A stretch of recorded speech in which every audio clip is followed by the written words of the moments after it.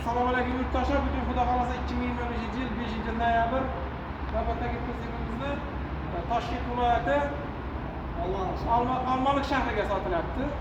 Akamiz bundan bir haftalar oldin zakasi kelib, tayyorlab olib ketyapti. Aka, rozi bo'lyapman.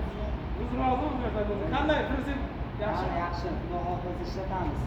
Harakatini bersin hammaga. Yaxshi kunlarga xizmat qilsin. Bosaverasiz xudo xolasa ishga. Rahmat. Biz shu yerdamiz. Bu pritsepimizga kelsak, bu pritsepimiz 1.40 230 razmerda bo'ldi.